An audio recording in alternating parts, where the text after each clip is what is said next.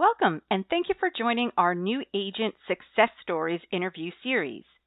Matt Case, Vice President of Learning, spoke with Chris Luther from Coldwell Banker Seacoast Advantage about his success as a new agent. Take a listen as Chris talks about how to overcome the struggles new agents face. What I see is a lot of agents that are busy but not productive. They're going out to different realtor events or sitting at the desk, but they're not on the phone. There are a lot of ways, and particularly when you get in groups and you can find little niches with people. My goal is obviously you want to interact with your fellow agents because that's important, but it's not a social experiment. So for me, I'm not big into social things. That's fine for some people, and I'm not saying not to do that because there is some value there in some respects.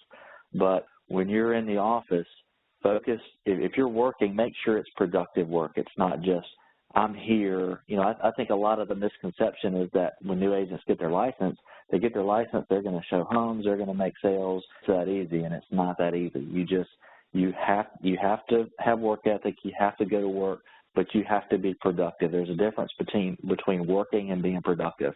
There's basically three activities: prospecting, showing homes, or writing a contract or an agreement. And for a new agent coming in that may not be on a team, if you're doing it individually, you may have to add that fourth component because you're going to have a lot of paperwork that you have to do if you're doing a transaction. So for the new agent that's doing a few, transactions, my advice is to, I'm not necessarily saying go out and hire, but if you're not going to do that, make sure to kind of block your time and say, okay, I'm going to spend these couple hours getting what I need to get done on this transaction, but then I need to get back to my money-making activities, which is primarily prospecting.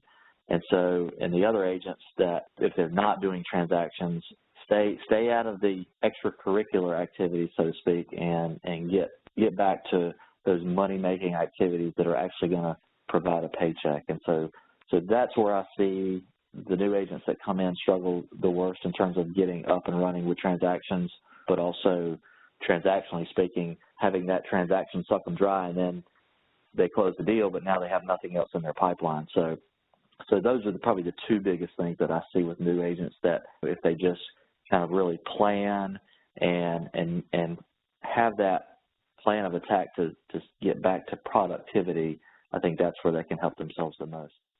To hear more great tips and strategies, be sure to check out the other clips in this series.